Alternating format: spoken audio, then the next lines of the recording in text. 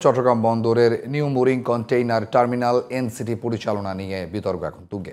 দেশি নাকি বিদেশি অপারেটর নিয়োগ হবে, বিতর্ক ডানা মেলছে তা নিয়েই। যে আলোচনা এখন টক অফ দ্য কান্ট্রি। প্রশ্ন উঠেছে, বন্দরের নিজস্ব অর্থায়নে নির্মিত লাভজনক এই টার্মিনাল কেন বিদেশিদের হাতে দেওয়া হবে? এ নিয়ে তীব্র আপত্তি তুলেছেন রাজনীতিবিদ থেকে শুরু করে বন্দর ব্যবহারকারী ও বিশেষজ্ঞরা। চট্টগ্রাম থেকে বাসুদেবের ক্যামেরায় হুমায়ুন কবিরের রিপোর্ট। চট্টগ্রাম বন্দরের নিজস্ব তহবিল থেকে 469 কোটি টাকা ব্যয়ে নির্মাণ শেষে 2007 সালে অপারেশনাল কাজে যুক্ত করা হয় নিউ মুরিং কন্টেইনার টার্মিনাল এনসিটিকে। বছরে 10 লাখ কন্টেইনার ওঠানো নামানোর সক্ষমতা থাকলেও 2024 সালে হ্যান্ডেলিং করা হয় 12,81,000 কন্টেইনার। এছাড়া 22-23 অর্থ বছরে বন্দরের মোট আয় 1,216 কোটি টাকা, যার মধ্যে 574 কোটি টাকা আসে এনসিটি থেকে।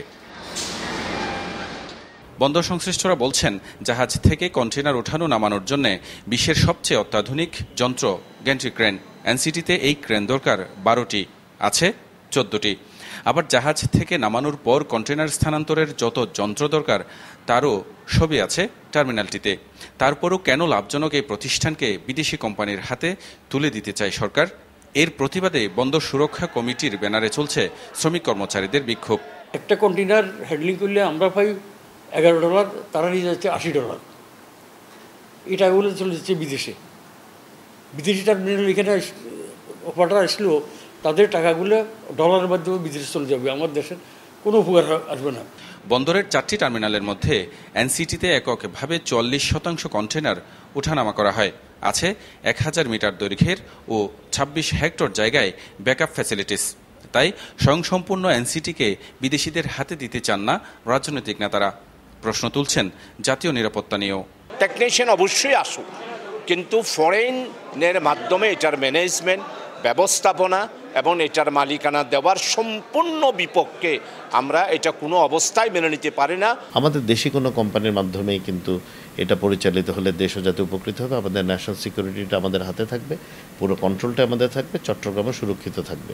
ব্যবসায়ীরা বলছেন, বন্দরের গতিশীলতা বৃদ্ধি ও আন্তর্জাতিক মানসম্পন্ন করতে বিদেশি অপারেটর দরকার হলে স্বচ্ছতা ও আলোচনার মাধ্যমে ট্যারিফ নির্ধারণ করতে হবে, অন্যথায় লোকসানে পড়বেন তারা। আমরা তো স্বচ্ছতার ভিত্তিতে যদি বিদেশি অপারেটরকেও দেয়া যায়, আমার মনে হয় it's a very good decision. এটা আমাকে আমার স্বপ্ন পূরণে সাহায্য করবে। আমরা যে বন্দর দেখতে চাই সে বন্দরে যেতে পারবো। আওয়ামী লীগ সরকারের আমলে বিদেশি অপারেটরের হাতে এনসিটি পরিচালনার ভার দেওয়ার তৎপরতা শুরু হয়। নাম আসে সংযুক্ত আরব আমিরাতের ডিপি ওয়ার্ল্ডের। সংশ্লিষ্টরা বলছেন, সেই ধারাবাহিকতা রক্ষা করতে বিদেশিদের হাতে এনসিটির পরিচালনা ছেড়ে দিতে চাচ্ছে অন্তর্বর্তী সরকার। Humayun Kabir, GTV news, Chittagong.